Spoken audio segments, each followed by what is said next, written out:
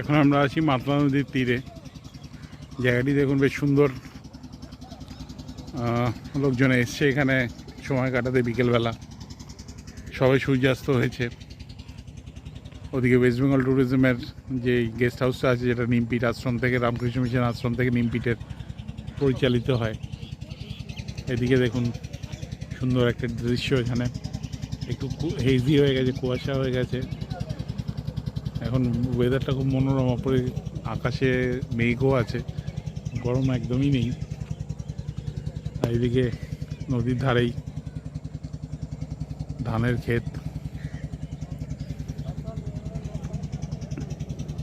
ওদিকে একটা ছোটো ভটভটি নৌকা চলেছে।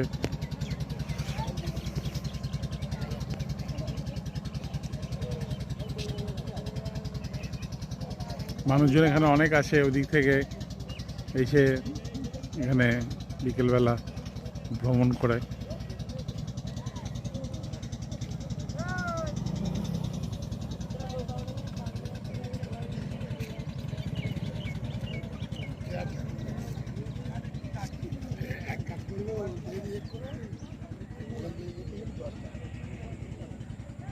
এদিকটা চলে যাচ্ছে আরও ধার ধরে অনেকখানি এগিয়ে গ্রামের ভেতরে। পাকা রাস্তা নয়, তবুও মোটর বাইক চলে, কিন্তু টোটো অটো এখানে খুব একটা চলে না।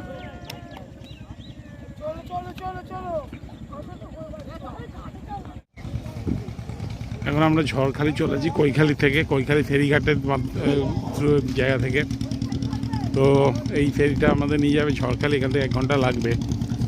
তো ভাড়া নেয় 50 টাকা কৈখালি ফেরিঘাট থেকে। তো সেখানে গিয়ে আমরা একটু টাইগার রেস্কিউ সেন্টারে যাব এবং ঝড়খালিটা ঘুরে দেখব। তো সঙ্গে থাকুন, ধন্যবাদ।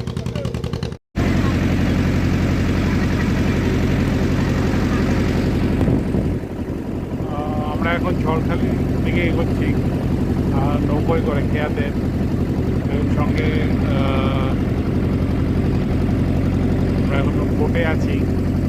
তো এটা 45 মিনিট সময় নেবে, 45 মিনিট থেকে 1 ঘন্টা সময় নেবে পৌঁছতে। এদিকটা কৈখালি।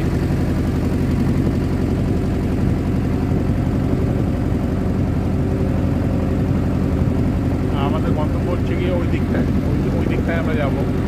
ওই দিকটায় আপনার আমাদের গন্তব্য হচ্ছে ঝড়খালি।